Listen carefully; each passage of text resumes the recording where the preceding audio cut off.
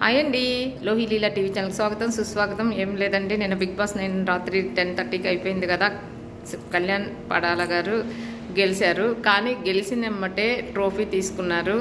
ఇప్పుడు అక్కడ లోపల ఉన్నప్పుడు ఆరాధించారని చెప్పి అన్నారు కదండి. కనీసము అట్లా అంత ఆరాధిస్తే అతను కళ్యాణ్ గారు చేయాల్సిన పని ఏంటంటే ట్రోఫీ తీసుకునే ఎమ్మటే తన చేతిలో పెట్టి తిని వల్లే నేను గెలిచానని చెప్పేవాళ్ళు.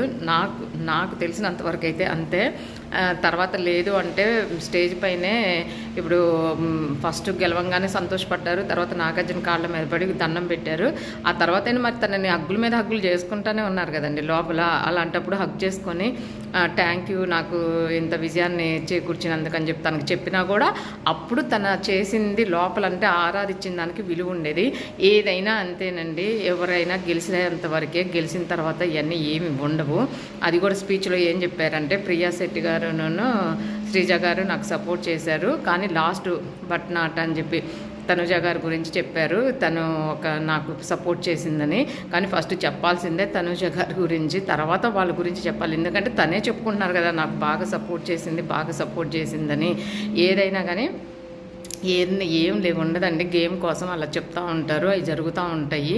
యువతల వాళ్ళే చాలా జాగ్రత్తగా ఆడుకుంటూ రావాలి. తను కూడా ఏం చేసిందంటే సరేలే తను ఫ్రెండ్షిప్ అంటున్నాడు కదా అని చెప్పి అలా చేసేసరికి తను పాపం డౌన్ అయిపోయింది. తను గెలుచుకున్నారు. సరే గెలిచినందు మూలన అట్లా ఏమి లేదండి, ఎందుకంటే ఓట్లతోనే గెలిచారు కాబట్టి. కానీ ఏదైనా కూడా నీతి నిజాయితీతో ఆడి గెలిస్తే అదొక సంతోషం ఉంటుంది. ఆయన నీతి నిజాయితీగానే ఆడి ఉండొచ్చు, కానీ ఏదైనా కానీ ఎవరో ఒకరిని లేడీస్ని అడ్డం పెట్టుకునే కదా. ఇప్పుడు ఫస్ట్ శ్రీజ అన్నారు, తర్వాత ప్రియా శెట్టి గారు శ్రీజ ఫస్ట్లో వాళ్ళిద్దరు వెళ్ళిపోయిన తర్వాత తనుజ గారితో జెంట్స్ ఎవరు తన వెనకాల లేరు చూడండి, అందరూ లేడీసే ఉన్నారు.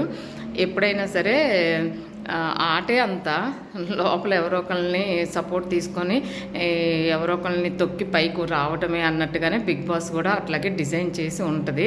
కాబట్టి దాంట్లో మనం అనుకోవాల్సింది ఏం లేదు. నా మనసుకు అలా అనిపించింది. గెలిచినమ్మంటే తనకి మాత్రం బాగా ప్రిఫరెన్స్ ఇచ్చినట్టయితే తను చెప్పింది నిజం అనిపించేది. నా మనసుకి ఇలా అనిపిస్తుంది కాబట్టి ఇది నా అభిప్రాయం మాత్రమే. అది ఊరికనే పంచుకోవాలని చెప్పి నేను చెప్తున్నాను. నాకు ఎవరి మీద కోపం లేదు, లేకపోతే ఎవరు నాకు ఫేవరెట్ కాదు. మామూలుగా ఎవరు బాగుంటే వాళ్ళు చూస్తూ ఉంటాం అంతవరకే. ఇక సినిమాల్లో కానీ ఎక్కడైనా సరే అంతేగాని అంతకన్నా వేరే ఉద్దేశాలు ఏం లేవు. మీకు నచ్చితే కనుక సబ్స్క్రైబ్ చేసుకోండి, అలాగే బెల్ ఐకాన్ ఆన్ చేసుకొని నేను ఏ వీడియో చేసినా కూడా మీ వరకు వస్తుంది. అంతేనండి, బాయ్, థ్యాంక్ యూ. ఇంకేం లేదండి.